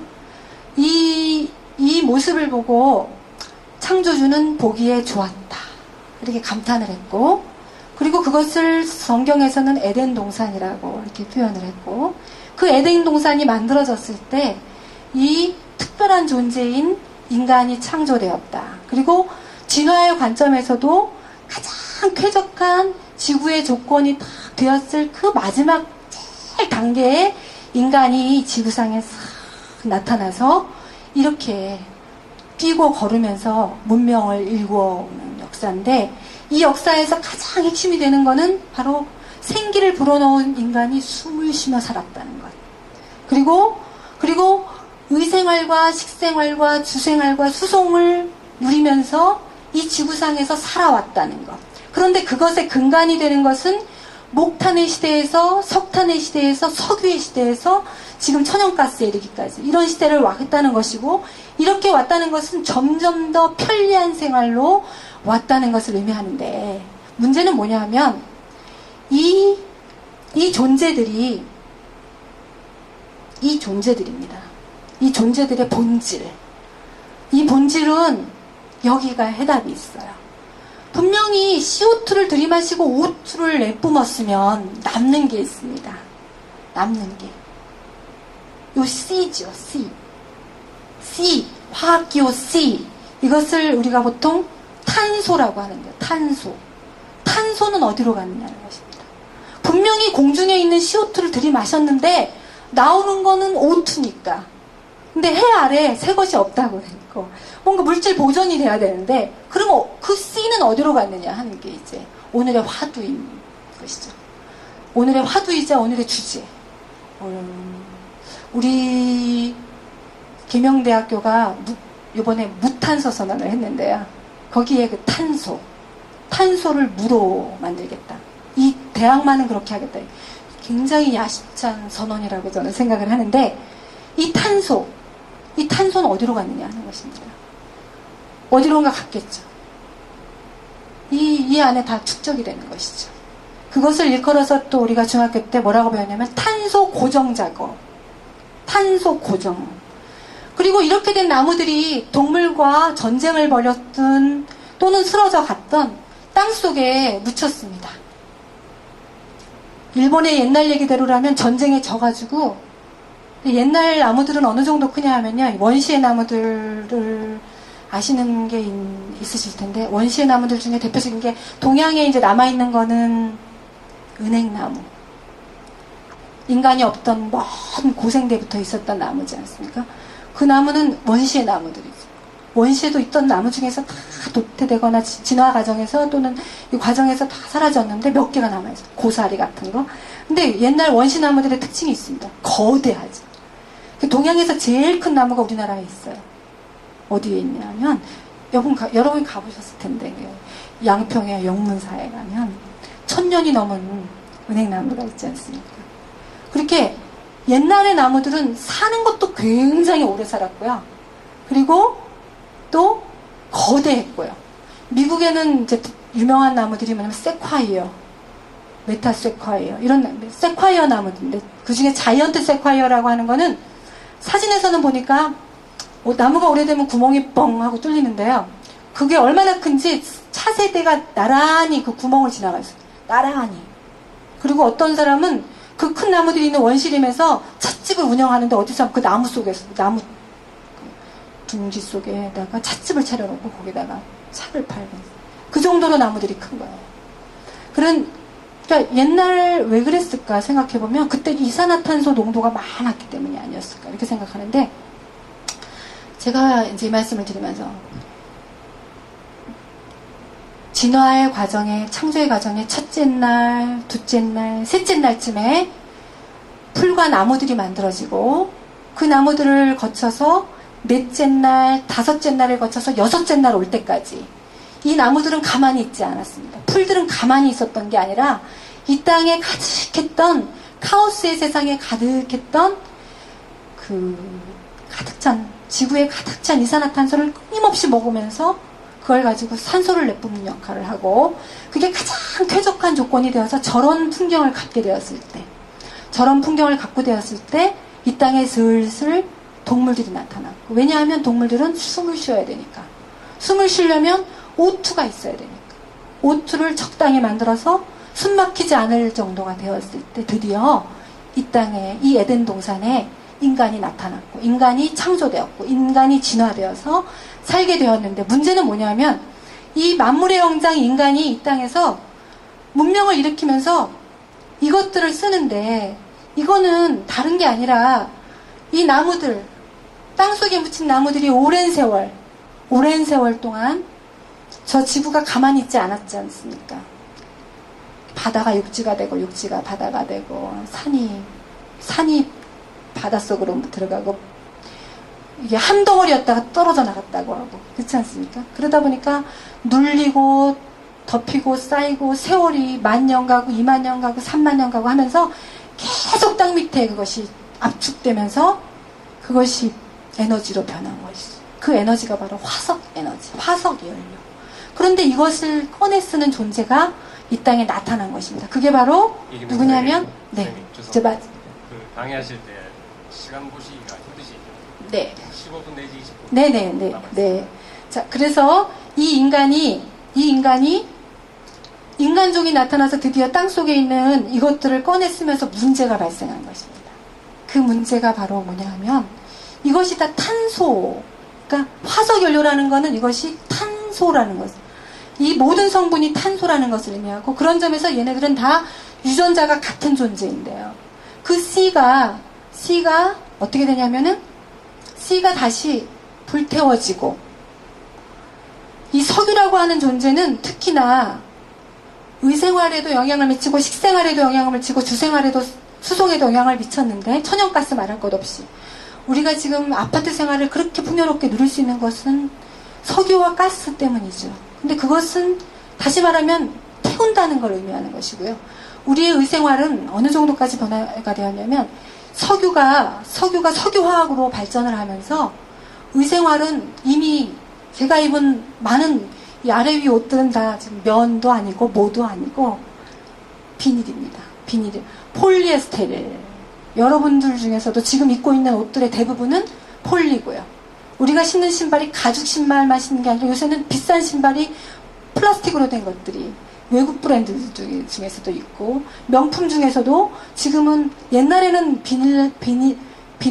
나일론 성분으로 된 것은 싸구려에 속했는데 지금은 그게 바뀌었습니다. 그래서 보온이 더 잘 되는 건 고어텍스. 그래서 북극이나 남극 이런 데를 갈 때도 뭐를 입고 가는 게 아니라 폴리로 된 고어텍스를 입고 가는 그런 세상이 되었습니다. 모든 것이 다 변화되었고, 그리고 이 석유는 또한 방부제, 그리고 약성분이 있다고 했죠. 화학약품, 그리고 이것은 화학비료, 모든 곳에서 이게 화학성분으로 바뀌면서 우리의 의생활과 식생활의 변화를 가져오는데 이미 우리의 의생활도 플라스틱으로 바뀌었고, 우리의 식생활은 화학비료나 또는 제초제나 이런 것들을 쓰고 비행기 농법으로 그렇게 해서 재배된 그런 곡물들을 먹고, 그것이 먼 세계로부터 우리나라에 돌아온 배를 타고 또는 비행기를 타고 온 그런 외국산 수입 제품을 먹는 세상이 되었고, 그것이 주생활의 그 식생활에 그냥 부차적인 인스턴트 식품만이 아니라 쌀이 그러하고 콩이 그러하고, 우리나라 콩의 90% 이상이 미국으로부터 온 것들이, 중국으로부터 온 것이 95% 이상이, 옥수수 말할 것 없고 감자 말할 것 없고 그런 세상으로 변했는데, 그 모든 것들은 이 석유를 근간으로 한 화학혁명이 가져온 녹색의 혁명, 과거의 패러다임으로 보면 그런 녹색혁명, 이런 것들로 해서 만들어진 것이고, 인스턴트 식품이 그토록 횡행할 수 있었던 것은 방부제가 만들어지고 견고한 비닐 포장이 만들어지면서, 진공 포장이 가능해지면서 인스턴트 식품이 만들어지는 게 가능했고, 거기에 향신료 뭐 이런 것들이 다 개발이 되었기 때문에 더 맛있는 것, 더 향기로운 것, 이런 것들로 변화되어서 우리의 전통적인 식생활도 다 변화되는 상황이 되었습니다. 그래서 우리의 모든 것은 이미 석유를 근간으로 한 사회로 다 변해졌는데, 문제는 이것을 꺼내 쓰면서 문제가 발생을 한 것입니다. 처음으로 돌아가서 먼 옛날 식물 세계와 동물 세계가 서로 전쟁을 일으켜가지고 식물이 졌다고 하고, 먼 훗날 다시 우리가 주인 자리를 차지했을 때의 보관, 살신해서 식물이 살신해가지고 뭔가를 보관, 만약에 그것이 옛날 얘기대로라면 거기에 해답은 바로 이곳에 있지 않을까 하는, 왜냐하면 우리는 반드시 O2를 필요로 하는 존재인데, CO2가 이제 문제는 여기에 있습니다.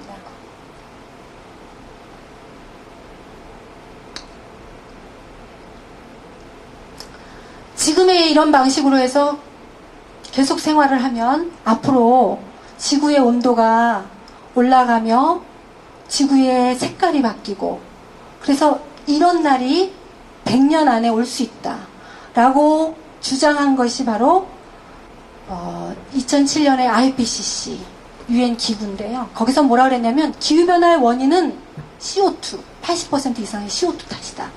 그런데 그 CO2를 유발하는 원인은 인간이다.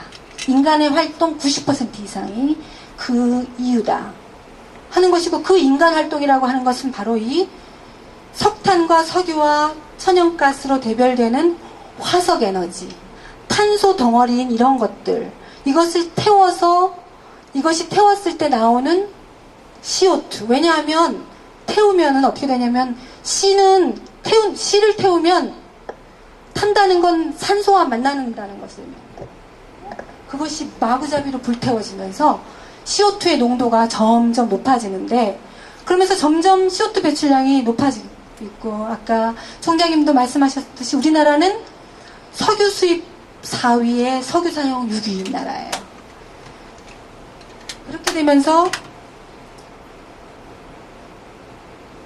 무슨 문제가 발생하냐면, CO2가 지구상으로 다시 올라가는데, 그것이 이 지구상에 미치는 영향은, 우리가 지금 간빙기를 살고 있다고 하지 않습니까? 그죠? 46억 년의 세월을 거치면서 지금 빙하 시대를 거쳐서 간빙기이기 때문에 모든 대륙의 높은 곳에는 다 빙하가 있는데, 그 빙하를 녹이는, 북극과 남극만 그런 것이 아니라 아프리카의 빙하, 킬리만자로 지금 이제 거의 다 사라졌고, 제가 최근 사진 보니까 저거의 절반도 안 남았습니다.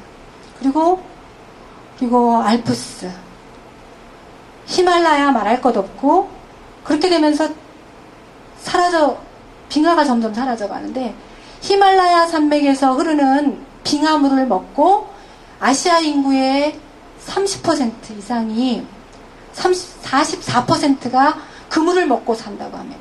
그 물을 먹고 그 물로 농사를 짓고, 그리고 다시 겨울이 되면 또 얼고, 그것이 또 졸졸 흘러서 시냇물로 내려오면 그 물을 가지고 식수를 해서 사는데, 아프리카 말할 것도 없고, 아프리카는 대부분의 나라 사람들이 뭐 우물물은 찾아볼 수 없고 그 우물을 찾아서 하는 일은 뭐냐면 하루에 4시간 걸려서 물을 뜯어 항아리를 머리에다 이고 또는 어깨에다 짊어지고 가가지고, 그것도 대부분 여자들이나 어린아이들이 갔다가 4시간 걸려서 가가지고 2시간 걸려서 그걸 퍼가지고 집에 다시 4시간 걸려서 돌아와서 온 식구가 그걸로 밥을 해먹고 닦고, 그리고 또 그 다음날 되면 또 일어나서 또 그 우물로 가고. 근데 문제는 그 우물이 점점 사라진다는 것이지.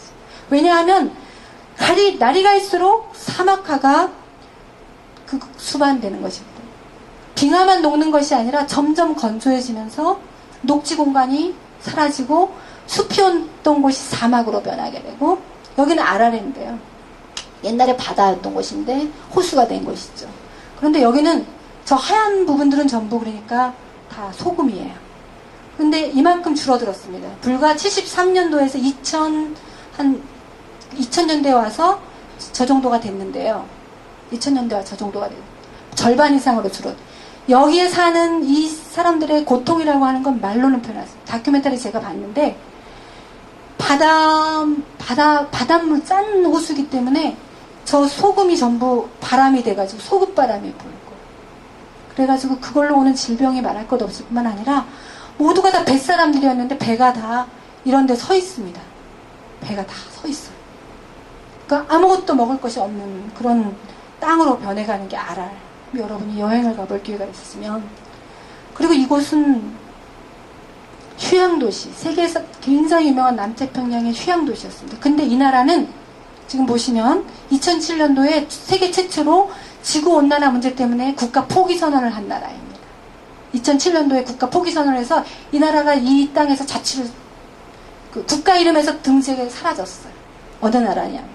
이렇게 환영으로 된 나라인데, 여기까지가 다 국토였는데 해수면이 점점 올라지면서 이렇게 국토가 좁아지니까 여기에 집이 있던 사람들이 전부 수몰됐죠.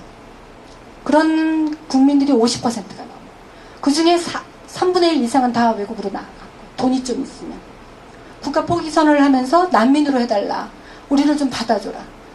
세계 각국에, 특히 미국한테 우리를 좀 받아달라. 그랬는데 미국에서 no thank you 했죠.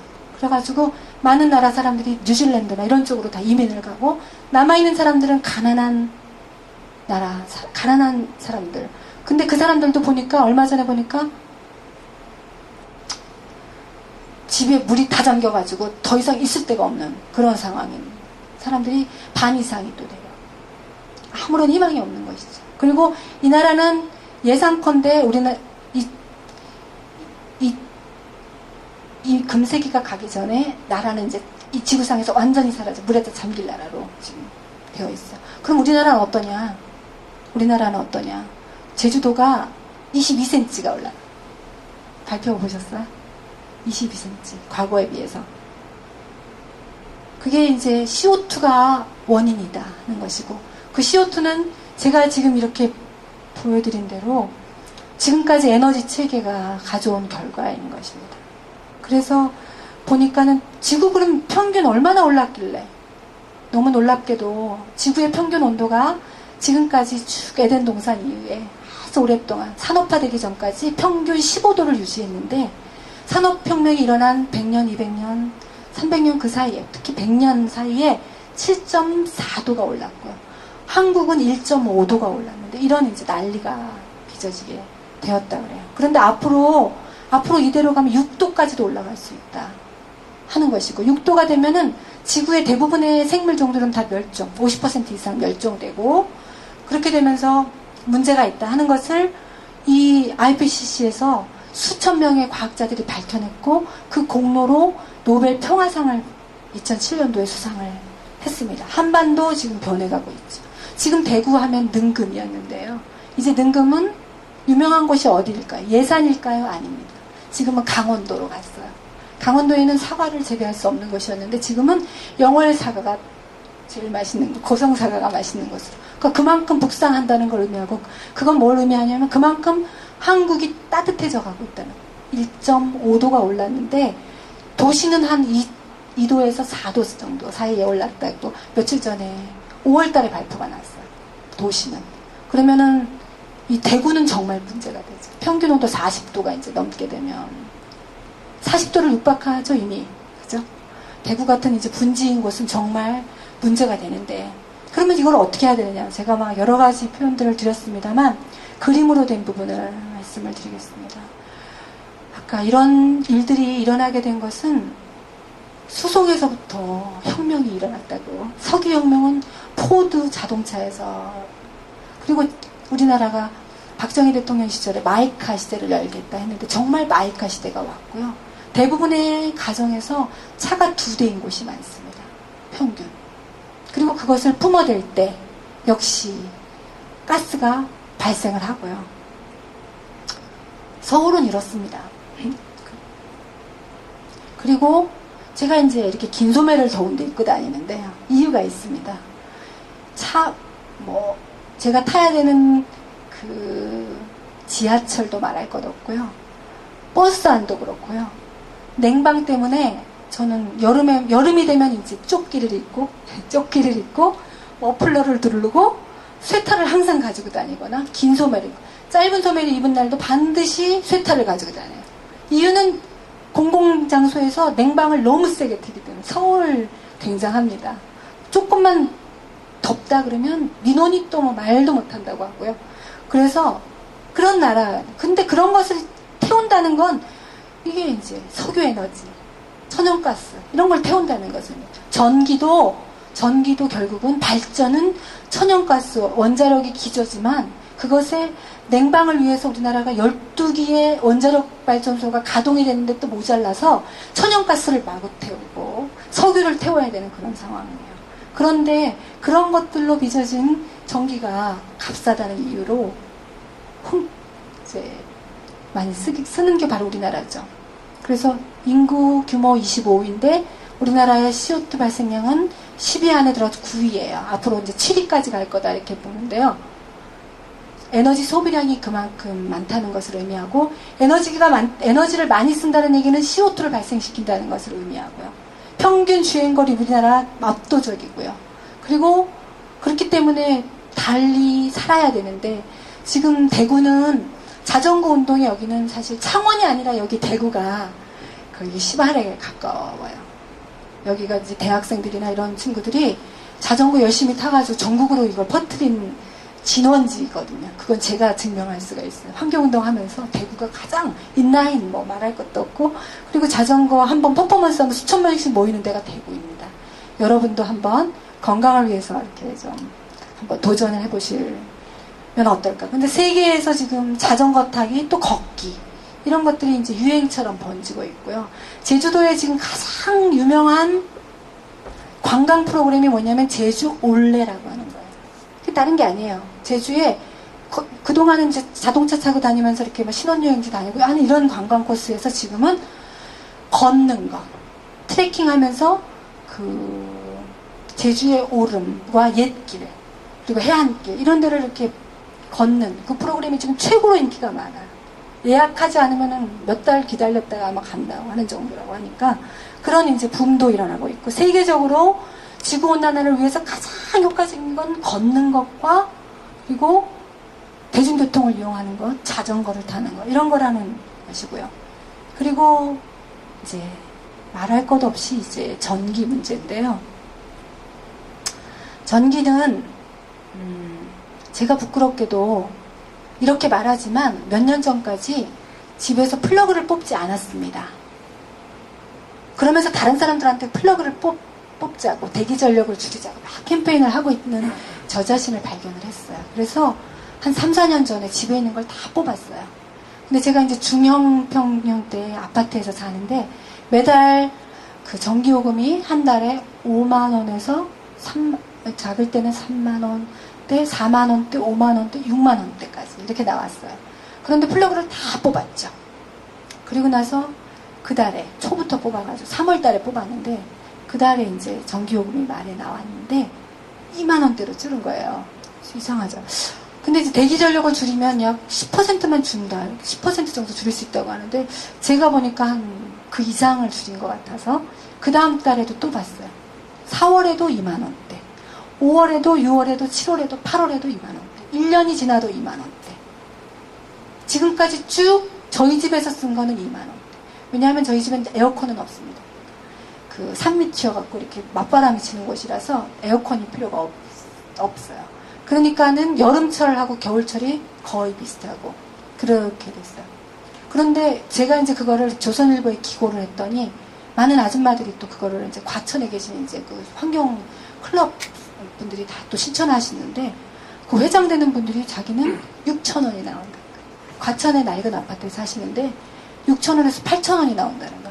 왜 그게 가능할까 보면 누진제가 적용이 안 돼서 생각보다 더 많이 떨어졌어요. 조금만 더 거기다 지혜를 발휘하면 10,000원대에 그런 플러그를 뽑아서 만 원대를 내시는 분들을 많이 봤어요. 근데 그러면 아예 그게 얼마? 학자분들은 그렇게 말씀하십니다. 그 10,000원 뭐 그래서 50,000원 줄였다 칩시다. 밖에 나가서 외식 한 번 하면 50,000원 날아가는데 이렇게 말씀을 하세요. 그렇게 계산하면 답이 안 나와요. 그런데 전기는요. 거기에 환산되지 않은 너무나 많은 비용들이 있고요. 그리고 원자력 발전소는 아시다시피 먼 훗날 이게 폐기물 문제가 있어서 뒤로 넘기는 거예요. 후세한테 그걸 넘기는. 그래서 그것을 처리하는 비용은 지금 환산할 수도 없는 그런 상황이에요. 그렇기 때문에 비용 처리 안 된 것들까지 다 따지면 사실은 그보다는 훨씬 더 큰 효과를 가져오게 되는 것이고 그런 것들로 해서 문제가 발생할 때 아까 그 세계적인 휴양지 어디 투발루라고 하는 곳인데요. 신기한 거는 쓰나미도 그렇습니다만 지구온난화 이렇게 일으키는 주범이 CO2고 CO2 발생 때문에 80% 이상 원인이 돼서 지구온난화가 이루어진다고 하는데 그 원인의 대부분을 차지하는 건 대도시예요. 서울을 비롯한 대구를 비롯한 세 개의 대도시들인데 그 대도시들이 인구는 약 20%, 전 세계로 보면 20%를 차지하는데 그 비율로 보면 80% 이상을 온실가스를 뿜고 있는 상황. 근데 문제는 뭐냐면 그 피해가 희한하게 경상도 말로 희한하게 가난한 사람들, 엄한 제3세계 사람들 그런 걸 누리지도 못하고 있는 사람들한테 먼저 그게 일어나는 것이에요. 그 직격탄을 맞고 있는 게 아프리카죠. 아프리카 사람들이야말로 정말 1달러 미만으로 살아가는 사람들이 인구의 대부분이라고 하는데 그 사람들은 집에 아이를 7명을 낳으면 한두 명이 남고 다 죽는데요. 이유가 뭐냐 하면 지구온난화 때문에 말라리아가 극성하면서 그 말라리아에 걸려갖고 대부분의 아이들이 죽는데요. 근데 그 아이들한테 단 한 가지 모기장 하나만 있으면 산대요 또. 근데 그 모기장을 살 돈이 15,000원 되는 모기장을 살 돈이 아프리카 인구의 90%는 없다고. 그래가지고 그 모기장이 없어서 그냥 거기에 노출돼가지고 죽고 있는 게 현실이에요. 그리고 아까 말씀드린 것처럼 물 부족 문제 심각하고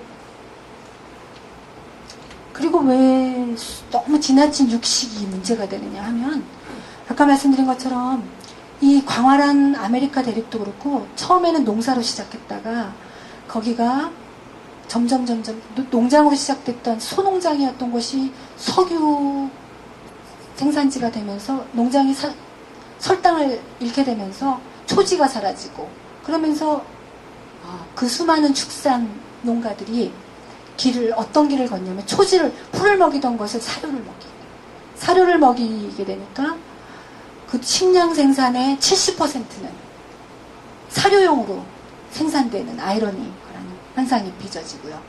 그것도 모자라서 그 축산 농가들이 그 원료 단가를 줄일수록 이윤이 많이 창출되잖아요. 그러니까 유전자 조작을 해가지고 수포콩, 수포옥수수 이런 걸 만들어가지고 하면 훨씬 더 원료가 많아지니까 그런 방식을 택하게 되고 또 그럴 수밖에 없는 게 화학비료 농법을 비행기 살포하고 하려면 제초제 막 뿌리고 하는데 거기에서 살아남게 하려면 또 유전자 조작을 해야만 그거는 죽지 않고 자랄 수가 있거든요. 그러니까 이게 악순환이 되는 거예요. 그렇게 되다 보니까 지금은 어떤 문제가 발생하냐면 그렇게 생산된 음식들의 문제, 사료용도 대부분 우리가 먹기도 하고 하지만 다른 것들도 농약에 너무 노출되고 화학비료에 너무 노출된 그런 농산물을 먹어서 또 문제가 발생하게 되고요. 그리고 또 그것만 그치는 게 아니라 그렇게 해서 또 사료를 먹이다가 지금처럼 이렇게 바이오 디젤 붐이 또 일어나면 고유가 때문에 그러면은 그 원료값이 또 오르잖아요. 그러면 사료값이 또 폭등을 해요. 그러니까 사료를 또 개발을 하는데 이 소 같은 경우는 또 이게 1차 소비자 아니니까 1차 소비자 채식 소는 풀을 먹어야 되는데 소의 많은 부산물들 이런 거가 아까우니까 그거를 거기다 적당히 섞어가지고 또 사료 그 육식이 섞인 그런 이제 사료를 막 주는 게 또 붐으로 막 형성이 됐어요. 영국도 그렇고 미국도 그렇고 캐나다도 그렇고 다. 그러다 보니까는 어떤 일이 생기냐면 그런 말 못하는 짐승이 그걸 먹고 나중에 이제 문제가 발생. 1년에 나타나지 않고 한 2년, 3년 지나고 18개월 지나면서 이게 막 미친 소가 막 나오게 되고. 근데 그런 소들은 또 이게 바이러스면 차라리 이렇게 그것에 백신을 개발하고 하면 되는데 이게 단백질이 변형이 되는 거라서 그거는 약도 없는 거예요. 근데 그걸 먹은 또 인간이 막 광우병 증세를 일으키게 되고 그런 여러 가지 문제들이 막 발생하니까 지구가 지금 너무 혼란스러운데 그것의 기저를 가만히 보면 대부분 다 이 석유를 근간으로 한 혁명 그것으로 비롯된 이 풍요로운 사회가 낳은 문제들인 거예요. 그러니까는 그렇게 해서 만들어진 분유를 먹고 대부분의 아이들이 지금은 크고 있는데 아이들이 아토피에 걸린 원인의 대부분은 분유를 먹은 것일 가능성이 높아지고 인스턴트 식품 먹은 거 엄마가 먹은 게 또 대물림 돼서 또 죄 없는 아이들이 막 아토피를 갖고 태어나고 막 이런 이제 현상들이 막 빚어지니까 이게 우리의 식탁에도 문제가 되고 우리의 앞날에 문제가 되고 특히 아이들한테 문제가 되고 이런 이제 상황인 것이죠. 근데 따지고 보면 저도 그렇고 여러분도 그렇고요. 열심히 산 이유는 아이들 때문 아니니까. 아이들의 미래를 위해서. 나 자신을 위해서 사는 엄마 아버지들이 많지 않은 특히 우리 한국 같은.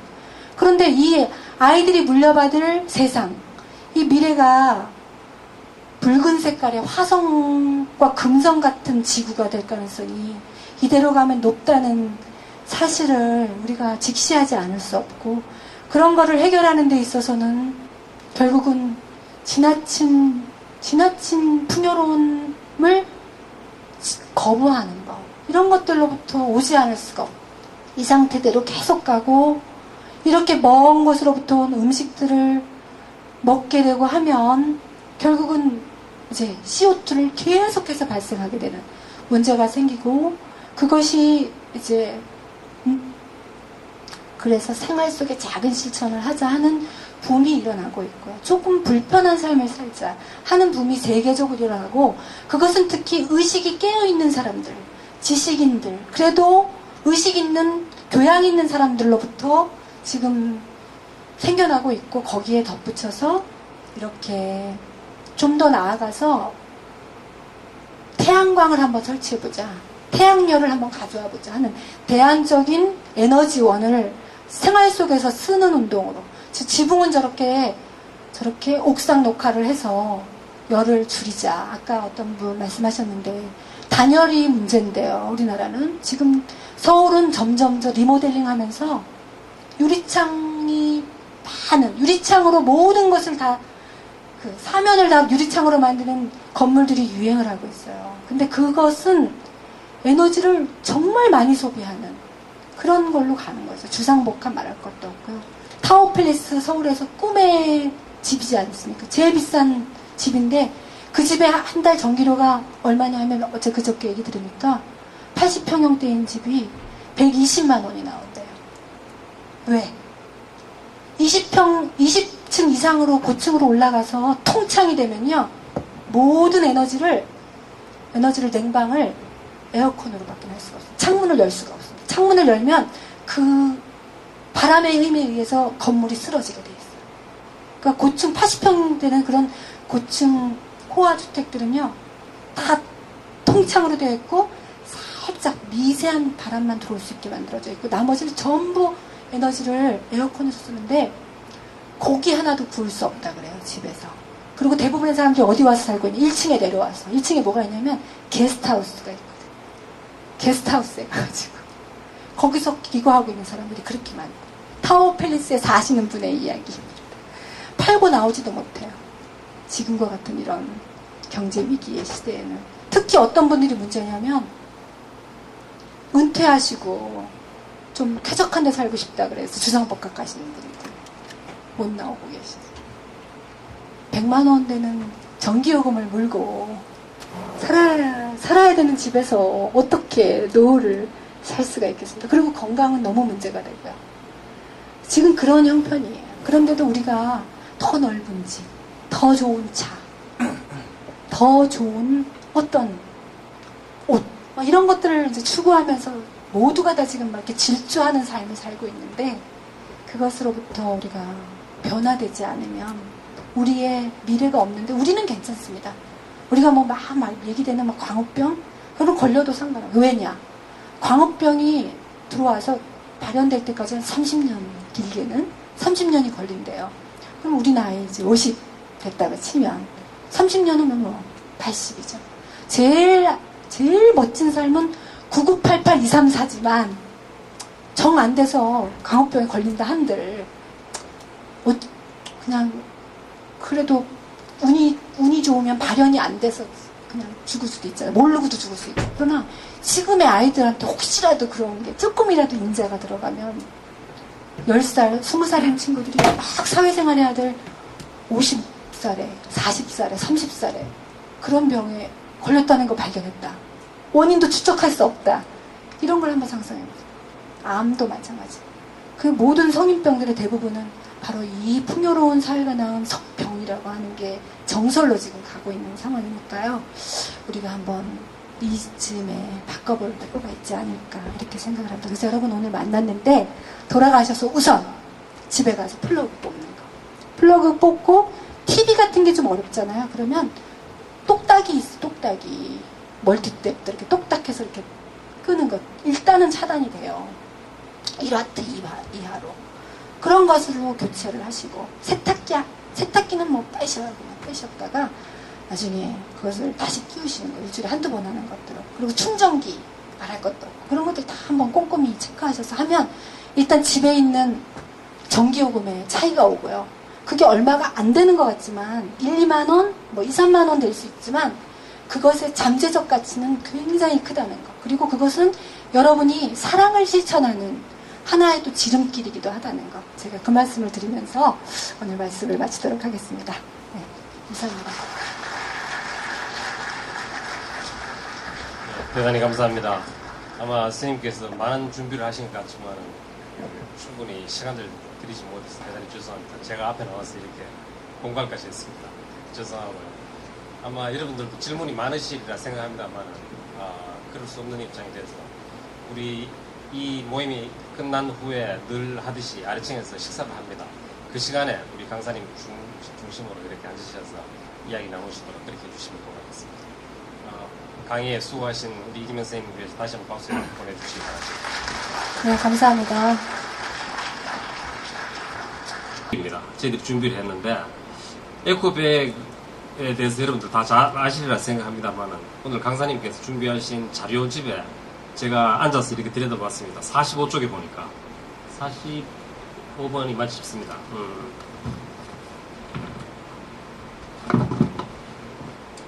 비닐봉투 대신에 장바구니 지구촌 5천억 개 내지 1조 개의 비닐봉투를 사용하고 있답니다. 우리가 이 쇼핑백 비닐봉투 9장이 승용차 한 대가 1km를 운행할 수 있는 석유 에너지가 포함되어 있다.